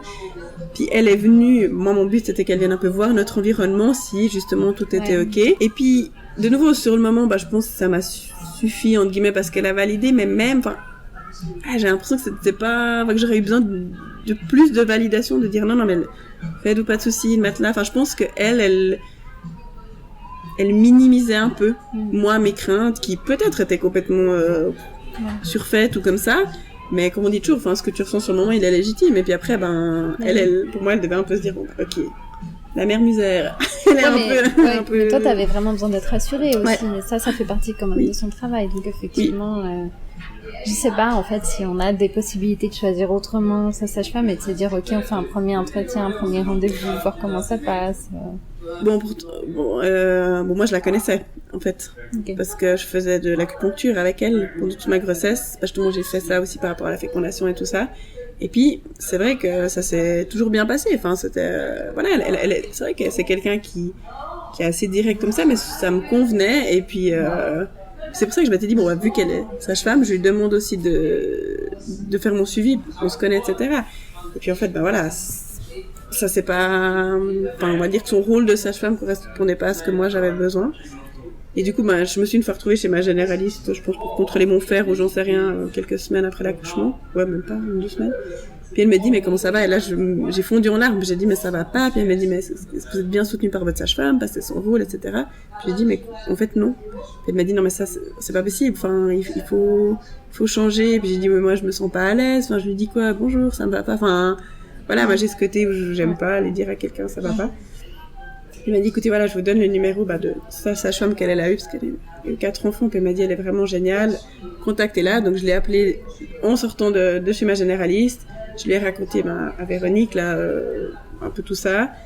Puis elle m'a dit, mais vous voulez que je vienne quand? Puis je crois que j'ai de nouveau repris, puis elle m'a dit, ok, je viens ce soir. Et ça, je trouve que c'était tellement, voilà, c'était 5h30, bah oui, et puis elle a senti que fallait qu'elle vienne tout de suite, enfin. Et voilà, elle était vraiment bienveillante, enfin, très empathique. Elle a vraiment aussi pris le temps. Enfin, Damien était là, forcément, parce que c'était important.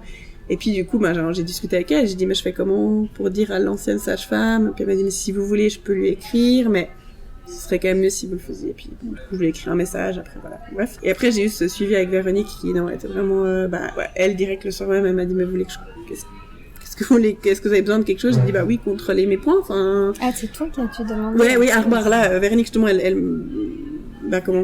savait pas forcément que l'autre avait, je lui ai dit, mais moi, elle m'a pas contrôlé, elle m'a dit non, alors on va contrôler. C'est-à-dire que t'avais quand même ressenti ce besoin, même avec l'autre, mais que tu t'es pas senti légitime de lui demander.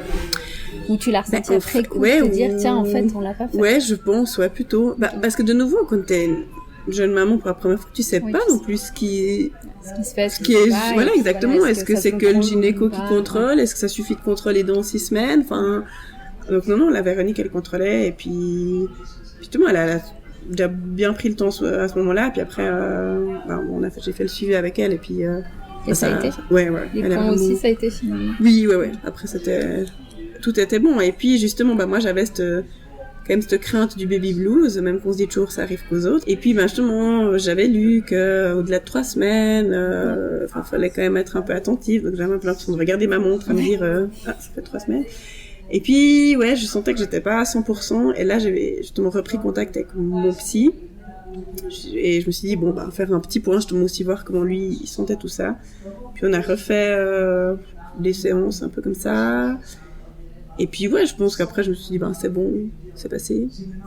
Et puis en fait c'est maintenant, c'est aujourd'hui que je pense que je peux dire que j'ai fait une dépression postpartum. Ouais, j'ai pas le diagnostic, mais j'ai quand même l'impression, parce que de nouveau, je pense qu'on est en mode survie au début. Enfin, Yasmine me disait, je pense que les 2 premières années, j'ai un peu l'impression maintenant de sortir de la survie. Ouais. Et puis voilà, moi je trouve de nouveau, après pourtant j'ai l'impression de m'être quand même informée sur plein de choses, mais c'est clair que maintenant que je l'ai vécu une fois, je me dis si je devais le revivre, je ferais les choses autrement. Mais je me dis pour les jeunes parents, on devrait un peu anticiper tout ça en disant t'en fais ce que tu veux, mais moi je te conseille de te renseigner là-dessus être aussi doux parent à l'essence. Oui. Chacun en fait ce qu'il veut, mais je pense qu'aussi moi j'avais déjà un peu un fossé entre la maman que je pensais, que j'imaginais être avec...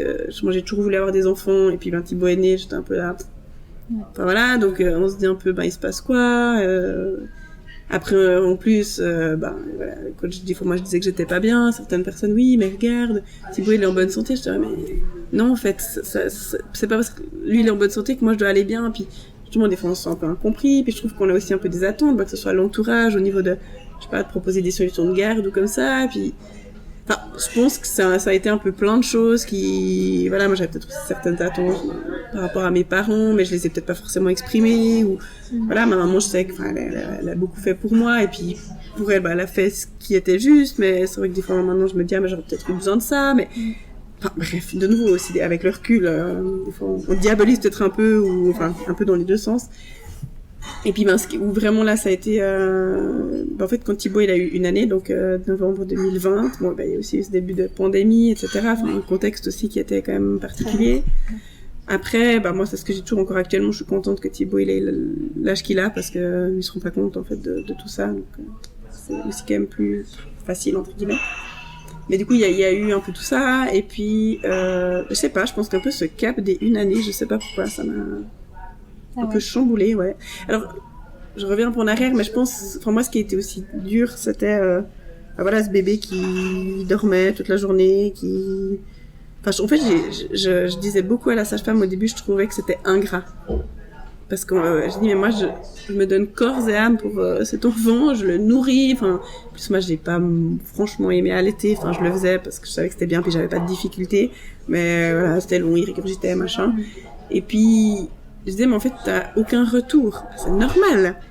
Mais t'as pas de sourire, t'as pas de merci, t'as pas de... Et justement, je trouvais ça super ingrat. Après, je me dis, voilà, je sais que quand je le prends dans mes bras, il se calme, donc ça veut dire qu'il est en sécurité avec moi, donc c'est une forme de reconnaissance, mais c'était un peu ce truc où... Et puis tout d'un coup, moi, je suis quelqu'un d'assez hyperactif, tu te retrouves, à la maison, et puis du coup, tout le monde, mais dors quand il dort. Ouais. Alors, c'est vrai que c'est, chère future maman, c'est un conseil qui devrait être appliqué, mais que c'est dur. Quand on te le dit, t'as pas envie. Moi, j'ai envie de continuer à faire mon ménage, mes trucs, et puis en fait... Puis t'arrives pas à dormir sur commande comme ça, forcément. Non. Même si t'es ultra fatiguée, et puis voilà. Non, puis moi, je pense que j'avais envie de me rattacher à ma vie d'avant. Aussi, c'est souvent le moment où c'est le moment pour toi que t'as. Donc, et c'est là où tu cases tout ce que t'as pas pu faire. Oui. Donc, ça rentre pas tout dans l'horaire d'une sieste. Non. Mais oui. Mais puis je pense que c'était aussi parce que je pense qu'il y a des fois j'ai fait des trucs que j'avais pas besoin de faire, mais c'était vraiment. Ouais. Non mais je suis encore Julie, autre chose que maman. Et je pense que ça c'est encore un chemin que je dois faire. Oui. Mais c'est un réel changement identitaire. Oui. Et ça aussi je trouve qu'on n'est pas assez prêt parce que on se dit on va être maman, bim, ça va nous tomber dessus. C'est soi-disant dans notre nature, en fait. C'est censé être physiologique, de ce que je comprends, de l'image qu'on leur envoie. Mais c'est vrai que c'est ce qu'on dit avec beaucoup de personnes. On a beaucoup de préparation à l'accouchement, on a le matériel de puériculture, on a des listes à n'en plus finir. Mais on n'a pas l'après. Ouais, et même si on nous le dit, on l'a plus ou moins entendu, en fait, en se disant, ah oui, ça a l'air pas si facile que ça. Mais en fait, je pense qu'il y a le fait déjà que, on peut pas comprendre ce que c'est tant qu'on l'a pas vraiment vécu. C'est sûr, ouais. Et puis on a, avant d'être parents, malheureusement, nous-mêmes un jugement sur ce qu'on va être comme parents qui fait que, non, moi, je pense que ça va aller.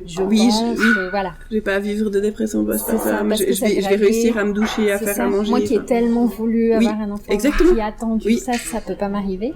Oui, et puis aussi, il y a le côté, je pense aussi, où t'es un peu dans ta bulle pendant la grossesse et que des fois, moi, ça m'est arrivé, en tout cas, je parle personnellement, de me dire, ça peut arriver, j'espère que ça m'arrivera pas. Et ça m'arrivera pas parce que j'ai pas envie que ça m'arrive. Alors, heureusement, j'ai pas eu de dépression postpartum, mais ça aurait pu m'arriver, finalement. Mais ce que je veux dire, c'est que j'étais persuadée pendant la grossesse que j'étais intouchable, en fait. Oui. Et que je voulais pas entendre de choses négatives. Je me disais, on m'en a parlé une ou deux fois. On m'a dit, voilà, si jamais, ça peut arriver. Et je me suis dit, oui, j'ai trouvé la démarche cool, parce que je me suis dit, bon, ok, maintenant je le sais. Avant ça, je savais, j'étais pas trop informée sur la dépression postpartum. Mais je me rappelle d'avoir eu la réflexion de me dire, ouais, mais quand même, voilà, j'ai pas envie que ça m'arrive, donc, voilà, j'ai pas besoin de me renseigner. Oui, ouais. Oui, puis moi, je pensais aussi, j'ai toujours été à l'aise avec les enfants, mais ma sœur, elle a eu, mes neveux, 4-5 ans avant, quand même aussi souvent occupée, puis, pour moi, je trouve ça coulait de source. Julie avec un bébé, mais même pour toutes mes copines, c'était logique et tout. Et là, tout d'un coup, quand tu te rends compte que tout ce qui tombe de cette responsabilité, t'es plus seule avec toi-même. C'est vrai que je trouve que c'est quand même beaucoup de choses. Et de nouveau, moi, je réfléchis beaucoup, donc ça n'aide pas. Mais ouais, c'est vrai que en fait, je pense que bien sûr qu'il y a un côté, comme tu dis, on est faite pour, c'est vrai. Mais moi, j'aurais envie de dire... C'est ce que j'entends. Oui. Mais j'aurais envie de dire, on est faite pour, on va dire, physiquement. Parce qu'une femme, physiquement... Et puis, on aura cet instinct, je trouve, animal de protéger son enfant. Mais par contre, tout ce qui est psychologique, c'est pas... Non, pour moi, c'est pas inné. Ça n'engage que moi, ce que je dis là. Pour moi, c'est pas inné. Justement, ce coup de foudre, de se sentir maman. Il y a Réna on a d'ailleurs posé la question sur parentalisation. Il y a des mamans qui se sentent maman dès le moment où elles sont enceintes. Il y a des mamans à l'accouchement. Et puis... moi, j'ai vu une kiné là vendredi, on en parlait. Moi, je pense que j'ai encore un chemin à faire par rapport à ça. Je sais que je suis la maman de Thibaut, je suis pas bête, mais il y a encore quand même ce truc, des fois. Je pense que j'ai un peu une espèce d'une image d'un mythe d'une maman, et même que je fais tout comme elle. J'ai un siège auto dans ma voiture, j'ai une poussette, bref, mais il y a quand même encore quelque chose où c'est pas. Et ça, je trouve que c'est difficile parce qu'on n'est pas forcément prêt à être autant chamboulé là-dedans. Et puis, bref, encore tout le reste que ça implique, mais justement par rapport, moi au début je trouvais que c'était ingrat et puis un peu j'allais me balader et tout, mais t'as ce petit bébé que qui est couché. Ça ressemble beaucoup à ce que Yasmine disait Ouais. sur le fait de s'ennuyer Oui. au début et de se dire bon bah ok, il n'y a pas de conversation, il n'y a pas de jeu, je C'est le ça. regarde dans son transat. Oui, puis après, voilà. moi, forcément, que je me mettais la pression, en me disant, il faut que je mette sous un portique d'éveil, Ouais. que je chante des chansons, puis en même temps, j'avais pas envie, et puis bref, on t'a un peu cette culpabilité à la noix, là. Puis après, je trouve déjà vers 4-6 mois, bah voilà, il y a un petit peu ces interactions, ces sourires, ces petits babillons, donc là, ça a déjà changé. Puis, après, il y a eu l'été, là, où on a un peu plus soufflé, on va dire, c'était quoi, l'été 2020, ouais, où, quand même, avec le Covid, c'était un peu plus tranquille. Je sais pas ce qui s'est passé à ces 1 an, mais voilà, c'était l'hiver. Moi, je suis un peu sensible quand même aux saisons, etc. Et puis, beaucoup de remises en question aussi au niveau du couple. Enfin, même si voilà, on a toujours beaucoup discuté, mais avec Damien, on est très différents. Et puis, moi, dans mes réactions, etc.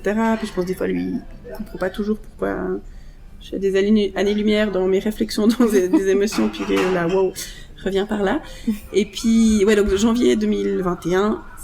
Très difficile, enfin j'ai vraiment dépression quoi, enfin un peu pas bien, à me retrouver un samedi pour une broutille, un truc qui a fait la goutte d'eau qui a fait déborder le vase, à pas réussir à m'arrêter de pleurer et j'ai dit à Damien mais moi emmène-moi dans un hôpital psychiatrique, enfin j'ai juste besoin qu'on me débranche mon cerveau, enfin ça c'est mon gros souci, mais vraiment, et puis en même temps, je me disais, mais je peux pas, enfin, qui c'est qui va s'occuper de Thibaut? Puis une copine me disait, mais écoute, si t'as besoin, ma foi, Damien, il se débrouillera, il y a les parents, etc. Puis, et j'arrivais justement pas à lâcher, à me dire, mais non, c'est moi qui dois gérer ça. Et puis, en fait, non. Enfin, oui et non, bien sûr, mais si moi j'allais pas bien, enfin bref, et puis forcément que, à côté, heureusement, on rentre pas dans un hôpital psychiatrique ou une clinique comme ça, enfin, il y a des démarches. Et du coup, j'ai écrit un message à ma généraliste en lui disant que j'étais vraiment pas bien, enfin, elle m'a dit, mais on se voit lundi, entre-temps, si vous avez besoin, il y a les hotlines psychiatriques. Ouais. Que j'ai appelé, le monsieur m'a posé plein de questions et je pense qu'il a senti que oui, j'étais un peu dans un état de détresse, on va dire, mais il savait, enfin, je lui avais dit que je voyais ma psychologue le mardi, c'était le dimanche ça, puis il m'a dit mais écoutez, si ça va pour vous, enfin voilà, il m'a demandé est-ce que vous avez des idées noires, etc. J'étais ah non, enfin voilà, c'était pas ça, c'était vraiment plutôt quoi. J'ai dit mais on me met dans un coma artificiel pour que je pense à plus rien, enfin T'as besoin de déconnecter. C'est ça, même partir en vacances, j'aurais même pas voulu parce que tu réfléchis quand même. Enfin, après j'ai vu ma psychologue avec qui on a bien débriefé. Ouais, je pense qu'on avait déjà une fois un peu évoqué l'histoire d'antidépresseurs et ça aussi hein, il n'est pas moi, enfin etc. Ouais. Et puis on diabolise beaucoup les antidépresseurs et ça aussi je trouve que c'est un nom qui correspond, enfin on devrait changer, ça devrait être un régulateur d'humeur ou ça devrait s'appeler autrement si quelqu'un veut lancer une initiative. Et puis là du coup on en a reparlé suite à cet épisode et après en voyant ma généraliste, je lui ai dit écoutez, ma psychologue elle me conseille ça. En fait c'était aussi convenu, ma psychologue m'a dit maintenant il faut que vous partiez un week-end toute seule, enfin regardez avec votre mari, enfin voilà, il faut que vraiment déconnecter parce qu'en fait c'est ça que j'avais besoin, c'était d'être seule, de plus penser à faire à manger, etc. Donc c'était le week-end de Pentecôte, je suis partie 3 jours à Châteaudet toute seule et puis ça m'a fait vraiment beaucoup de bien je suis allée me promener toute seule, j'écoutais des podcasts et puis d'être vraiment un peu me ressourcer moi toute seule. Et puis, dès le moment où je suis rentrée justement de ce week-end, j'ai commencé des antidépresseurs. Voilà, et puis ça fait 1 année que je continue ces médicaments. Et puis, c'est vrai que ça régule clairement les humeurs, les pics de volcan, de colère, de trucs. Donc, je pense que ça m'a beaucoup aidé, beaucoup apaisé. Et puis, en plus de ça, Thibaut grandit. Et puis, c'est vrai que, voilà, moi, là, maintenant, il a un peu plus de 2 ans. Pour moi, c'est génial. Enfin, dès le moment où il marche, il commence à parler. Enfin, justement, l'autre jour, j'étais déjeuner avec lui. C'est clair, t'as pas une discussion philosophique avec ton enfant de 2 ans, mais tu déjeunes, tu peux discuter avec. T'es pas juste toute seule devant ton assiette à faire un monologue ou comme ça. Donc, je pense qu'il y a eu, 2021 entre cette prise de médicaments. On est aussi parti en vacances en Italie à la mer. Enfin, il y a eu plein de petites choses. Et puis, que Thibaut grandisse. Moi, je pense j'ai un peu l'impression d'avoir sorti la tête de l'eau quand il a eu 18 mois. Et puis là, on va dire que ça va toujours vers le mieux. Et je pense vraiment, sur le moment, je pouvais... Alors, je dis dépression postpartum, je sais pas, parce que j'ai pas le diagnostic. Mais en tout cas, il y a eu quelque chose de plus qu'un baby blues. Après, aussi, il faut dire que tu parlais de pourquoi les 1 an, mais je sais pas, moi, j'ai l'impression que c'est un peu traître parce qu'au début tu te dis bon c'est difficile les premiers temps parce que t'as la responsabilité du nouveau-né, après t'as le papa le ou la partenaire qui reprend le travail, donc tu te retrouves seule avec des craintes et tout, puis après à chaque fois il y a une étape qui soit peut être super, soit peut être difficile aussi, enfin et il y a souvent c'est les deux. Après, c'est souvent, c'est les nuits, ça va pas. Après, ça va un peu mieux, finalement, c'est les dents. Puis après, t'arrives aussi à la période vers les 1 an, je crois, où t'arrives pas forcément à retrouver un rythme, et puis tu t'en veux parce que tu te dis, bon, ça fait quand même 1 an maintenant, t'as l'impression que, logiquement, ça devrait aller, c'est pas un nouveau-né. Et puis en même temps, c'est là que tu vois que dans le couple, il y a des débuts aussi, quand même pas de fissures, mais il y a quand même des fois des divergences qu'il y avait peut-être moins au tout début. Oui, je suis d'accord. Et là, il y a moins de communication parce que l'enfant, il prend de plus en plus de place. Oui, aussi, c'est vrai. Oui, c'est plus justement un nouveau-né qui dort. Et puis, il dort tout le temps. Mais t'as encore pas trop de questions aussi d'éducation comme ça. Enfin, voilà. Puis là, t'as des vrais enjeux de différence. De moi, je le fais comme ça, mais moi, je le vois ci, et puis telle valeur, et puis on discute, on remet ça à jour, et puis c'est là, je pense, où, mais le couple commence à...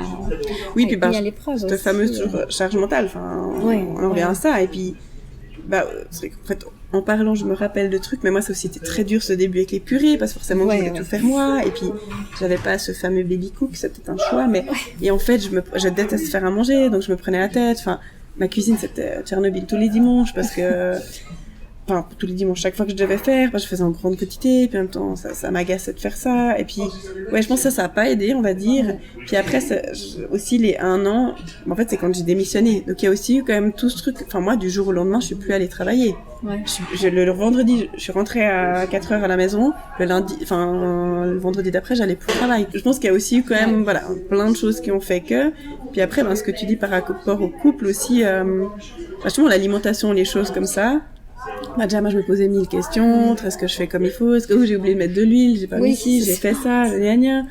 Et puis, c'est ce que je disais des fois à Damien, d'être aussi tout le temps à la maison, je me posais 1000 questions. Un jour, il m'a retourné son assiette, Thibaut. Alors là, dans ma tête, mon éducation positive, éducation bienveillante, j'étais là. Alors, qu'est-ce que je fais? Je veux pas l'engueuler, je veux pas le punir parce que j'ai pas envie. Mais est-ce que je lui dis quand même quelque chose ou non, je dois ignorer? Mais si je lui dis c'est aussi mon caractère, mais du coup, hyper épuisant. Puis après, le soir, tu reparles de ça, puis en même temps, soit tu dis, écoute, laisse-le faire, mais non, ça peut aussi... tu te dis, c'est les bases, si maintenant je fais rien, ça va rester comme ça, et puis ce que je décide maintenant, ça a une conséquence pour le futur, c'est un gros casse-tête.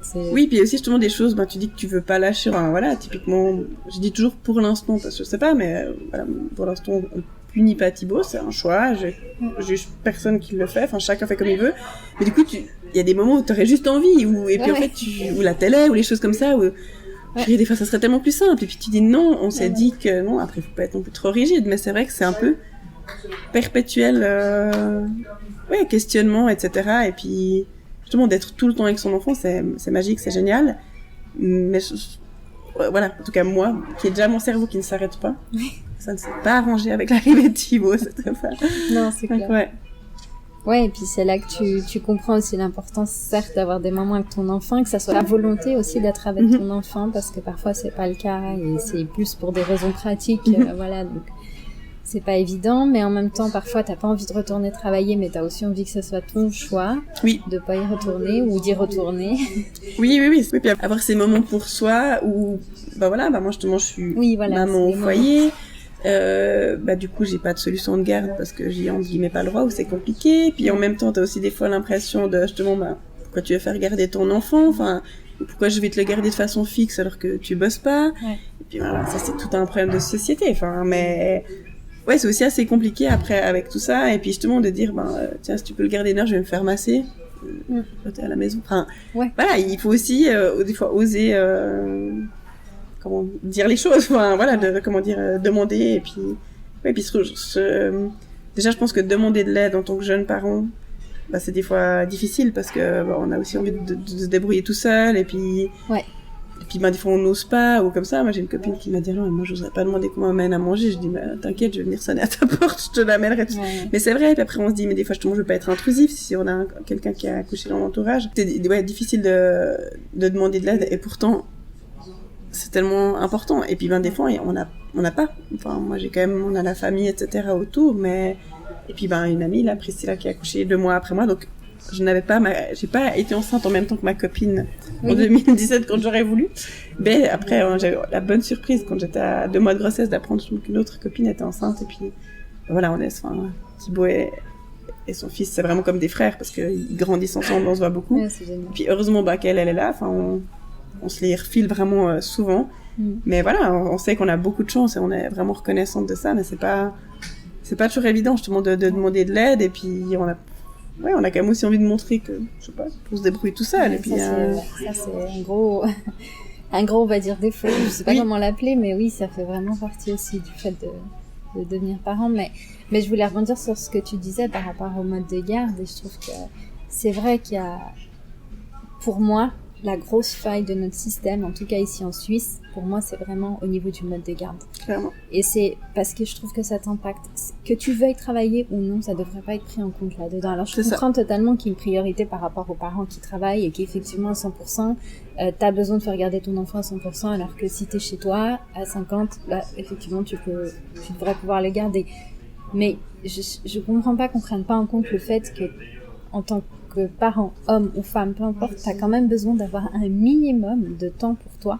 Et on ne doit pas compter sur la famille ou sur les amis qui ont eux-mêmes leur propre emploi du temps. Alors quand on est chanceux d'avoir une personne qui peut garder notre enfant un créneau, c'est déjà bien.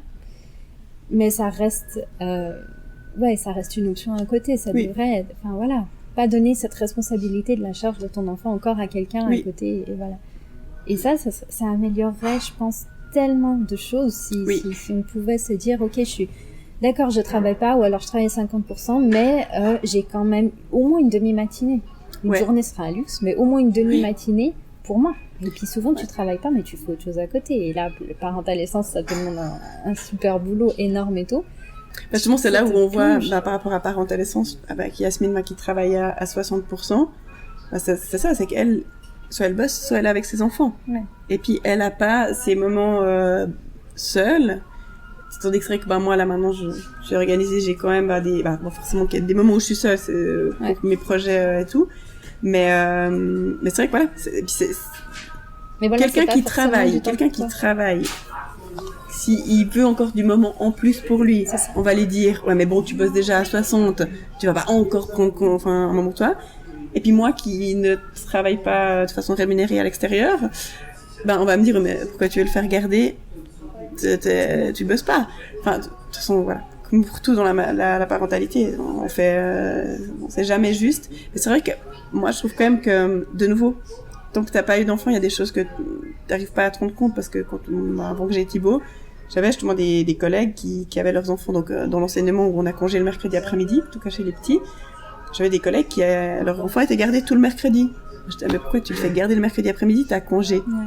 Je me rappelle que cette collègue, elle m'avait dit, mais justement, parce que j'ai congé, et puis soit pour bosser pour l'école, soit pour faire des trucs pour elle.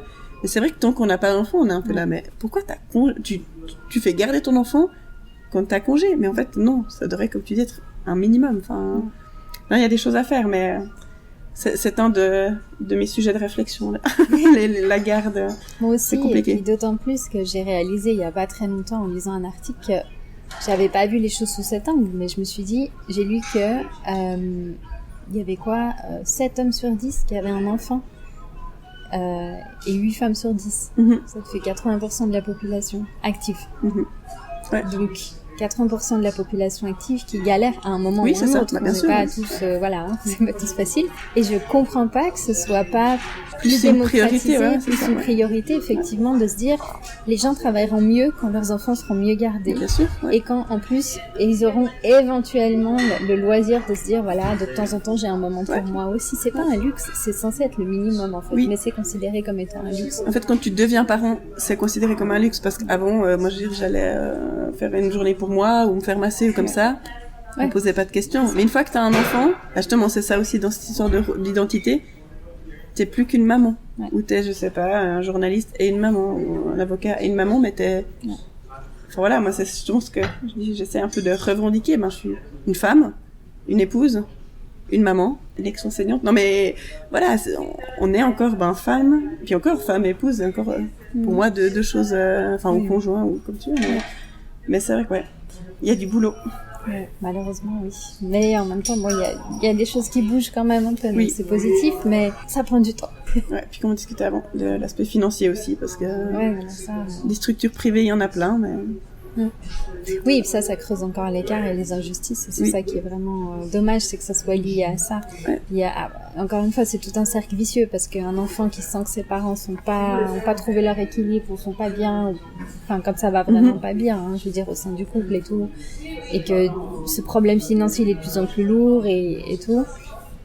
Bah, l'enfant il le ressent aussi et donc forcément ça a des répercussions et c'est des choses qui durent des années. Enfin, Oui, ouais, et puis moi je trouve ça me fait vraiment penser à... Bah, là il y a les Fabuleuses au foyer, là, avec Hélène Bonhomme, là, qui a lancé ça en France, un programme qui s'appelle Quand maman va, tout va. Et je trouve que c'est en fait un mantra, enfin c'est tellement ça. Et puis ça veut pas dire que tu dois être sous les cocotiers toutes les 2 semaines, non, c'est pas ça.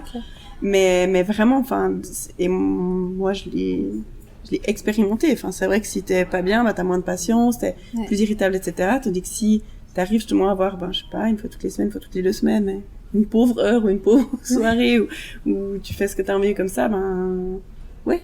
Quand toi t'es bien, ça marche, que ce soit avec ton conjoint ou ton enfant. Enfin, c'est la même chose. Mais on va faire bouger les choses. C'est clair. Ouais. En tout cas, ouais, c'est génial le travail que vous faites, Yasmine et toi, dans le cadre de Parentélescence. Et là, ça fait vraiment, je pense, bouger les choses pour le coup et ça fait prendre conscience à beaucoup de parents. Le fait de se dire, je suis pas seule, je suis pas isolée dans mon coin, c'est pas moi qui ai un souci, enfin, c'est la société qui me fait ressentir clairement. Ça. Du coup, ça fait que tu te sens entourée par une communauté, même si c'est pas des amis que tu vois tous les jours. Oui. Voilà, c'est rassurant et tu dis ok, donc le problème ne vient pas de moi, le problème vient de la conception. On a une société qui n'est pas du tout familiale ici, en tout cas pas trop. Non. Et donc du coup, moi personnellement, je trouve que c'est hyper rassurant parce que ça me donne envie de bouger, mais ça me rassure sur le fait que il y a une possibilité que ce soit autrement en fait. Oui, même si, oui, puis quand il y a des alliés, parce qu'il y a d'autres gens qui c'est pas comme si t'es seul avec ton truc et puis. Mais moi, je pense que c'est ce qui est le plus important pour des jeunes parents, c'est on a accès à beaucoup d'informations, ça peut aussi faire peur, quand certains le disent, mais je trouve que c'est justement de tout le temps se rassurer en disant, mais je suis pas seule. Et d'avoir accès, alors comme je dis toujours, les réseaux sociaux, il y a du positif, du négatif. Et pour moi, si tu sélectionnes ce que tu suis, ça apporte beaucoup de positif, parce que justement, tu te rends compte, là, on a parlé dernièrement des phobies d'impulsion, des choses comme ça, où, je suis pas seule à me dire que j'ai envie de balancer mon enfant par la fenêtre. Et quand on le pense, on se dit, mais je suis horrible comme maman ou comme papa, mais tout le monde est à un moment donné passé par là, parce qu'on est à bout, parce que, etc. Enfin, passé par là, d'y penser, je précise. Mais c'est vrai que, après, voilà, la génération de nos parents diront, mais nous, on n'avait pas tout ça, et puis on s'en est très bien sortis. Mais parce qu'ils minimisent, je pense, avec le temps aussi, t'oublies beaucoup de choses. C'est ça, clairement. Et puis, moi, c'est ce que je dis, parce qu'on a eu des fois des commentaires sur Parentélescence, mais bon, on fait peur aux futurs parents. Je dis, mais si tu veux pas d'infos, tu viens pas la chercher. Et puis, voilà, moi, je trouve que ce qui est important, c'est que ça se démocratise, qu'on enlève les tabous, puis après, si toi, t'as envie d'être dans ta bulle pendant la grossesse, j'ai jamais cherché les choses, j'ai pas lu des livres de grossesse, j'ai lu des choses pour l'éducation après, mais sur la grossesse, j'ai rien lu, parce que je voulais pas savoir, enfin, et puis ça m'a convenu comme ça, mais... Puis, de toute façon, ça je l'évoquais avec d'autres personnes aussi, le fait que parfois, peut-être, ça peut faire peur, certains messages de prévention par rapport au postpartum, surtout ce qu'on peut ressentir parce qu'on s'y attend pas du tout. Oui. Mais, dans ce cas-là, tu peux dire, ok, merci, très bien, ça me fait peur. Oui. Ce message, tu vas l'occulter, le mettre de côté et ne pas faire tes recherches dessus. Et puis, le jour où t'es éventuellement confronté à ça, te dire, tiens... Il est quand même quelque part. On m'avait dit quelque chose là-dessus... Et là, déjà faire ce travail et tout, et déjà ça serait énorme, parce qu'au final, c'est de ça dont tu as besoin à ce moment-là aussi. Ouais, mais c'est vrai que moi j'avais une copine justement qui m'avait dit, mais bon, prépare-toi, fais des réserves de nourriture dans ton congèle, enfin, tu verras, ça va être horrible le premier mois, enfin, puis moi je ouais, t'as pas envie d'entendre ça. Mais, puis je me disais, mais non, pas moi. Oui. Puis voilà, après, alors c'est vrai que moi, ma maman en dessous, je me disais, de toute façon, elle va pas me laisser mourir de faim. Et puis voilà, des copines, mais moi, un jour je mangeais, un jour je me douchais et tout. Puis après, ça dépend tout du bébé qu'on a. C'est vrai que moi, j'ai eu la chance, j'ai réussi à me doucher tous les jours. Après, je sais pas si je m'étais mis comme challenge, vu qu'on m'avait dit que des fois on n'y arrivait pas, voilà. Mais voilà, Thibaut, je le laissais dans son œillet, je me douchais à côté, ou des fois ma maman montait, etc. Mais j'avais quand même ça en tête de me dire, au pire, si j'arrive pas à me doucher un jour, c'est peut-être normal, enfin. Mais voilà, puis après, j'ai discuté justement avec une fille aussi qui m'a expliqué vraiment pourquoi elle pouvait pas se doucher tous les jours. Puis voilà. on a d'autres réalités, etc. Mais voilà, je trouve d'avoir ça dans un coin de la tête, même si on pense, comme tu disais, qu'on est intouchable, que ça nous arrivera pas parce qu'on est tous un peu comme ça, on sait quand même à quelque part. Hein. Ouais. Et puis je trouve aussi maintenant on a quand même plus facilement accès aux infos aussi, donc voilà. Mais comme tout, il y a du positif et du négatif. Ouais. C'est vrai que oui, parentalescence, on est un peu dans la frustration parce qu'on aimerait faire tellement plus, c'est tellement voilà, mais après on a nos vies et puis. C'est énorme ce que vous faites. Hein. Ouais, merci. Je jure qu'on aurait fait encore plus, mais. Non, j'imagine. On est cette frustration de vouloir t'y mettre à fond, quoi, et de te dire, ok, tout le travail que je fais, c'est que là-dessus et tout. On aimerait faire que ça, mais c'est vrai qu'il faut quand même nourrir nos enfants. Pour l'instant. Ouais. Si tu pouvais te donner un conseil qui pourrait aussi s'appliquer à un jeune parent ou une jeune parente. Alors je pense que ça serait vraiment au niveau de l'accompagnement, de savoir que tu peux être accompagné par une sage-femme dès le départ. Donc, alors après je sais pas comment ça se passe au niveau financier, n'est-ce pas, mais ouais, vraiment d'avoir un accompagnant par une professionnelle. Enfin voilà, moi j'ai en tête sage-femme, mais ça peut être quelqu'un d'autre. Enfin voilà, pour vraiment avoir déjà ce lien pendant la grossesse, avoir une personne de référence à qui tu peux poser toutes tes questions, etc. Et justement avoir quelqu'un qui te prépare un peu à ce postpartum. Et puis après des cours de postpartum, parce qu'il y a tout pour préparation à la naissance, tu l'as évoqué avant, mais on a un peu rien pour le après. Et puis mais ouais, comme conseil, ça serait voilà de bien s'entourer et puis je trouve de chercher un peu toutes les possibilités qui existent pour voir vraiment ce qui correspond vraiment et de se préparer à ça, parce que je dis moi il y a 3 ans tu me parlais d'accouchement en maison de naissance, jamais, et là si on devait avoir un deuxième enfant, clairement c'est quelque chose que j'envisagerais, parce que ce côté la femme elle a ce pouvoir, enfin. Et je pense que voilà, quand moi j'ai accouché, j'avais pas cette confiance en mon corps, en mes capacités, et clairement que tu peux les acquérir par un bon accompagnement. Donc oui, ça serait c'est un peu bateau, mais on dit il faut tout un village, avoir des gens qui gravitent autour, qui sont des références. Aujourd'hui, dans ta relation avec Thibaut et Damien aussi, qu'est-ce qui te plaît dans le fait d'être devenue maman? Ces échanges, la transmission, c'est vrai que de le voir grandir, je me dis c'est quand même magique qu'on a quelque chose qui grandit dans notre corps. C'est aussi assez particulier de se dire ça. Un petit être, et puis je suis hyper reconnaissante d'avoir Thibaut, d'avoir Damien, enfin de la famille qu'on forme. Alors bien sûr, il y a des moments c'est pas facile, il y a des hauts, il y a des bas, des fois très bas. Mais ouais, clairement, enfin, de voir Thibaut tous les jours et tout ce qu'il apprend, puis je sais pas comment dire, d'avoir ce rôle d'un peu de guide et de me dire, je sais pas, peut-être qu'un jour, il rendra le monde meilleur, et puis, je vais pas lui mettre la pression pour ça, mais voilà, je me dis, on a chacun notre rôle sur cette terre, et puis, je me dis, l'accompagner au mieux, et puis oui, c'est quand même magique d'être maman, même si des fois, j'aimerais avoir ma vie d'avant où je faisais ce que je voulais quand je voulais. Puis après je me dis qu'avec les années justement il y a quand même une forme d'autonomie où c'est différent. Moi je trouve vraiment que c'est le trip quoi d'être avec lui, de partager tout ça. Et je me sens aussi très chanceuse et reconnaissante de nouveau, je dis toujours c'est un choix que je ne travaille pas, mais je suis vraiment reconnaissante de pouvoir vivre toutes ces journées avec Thibaut et puis ouais. Merci à toi. beaucoup Julie.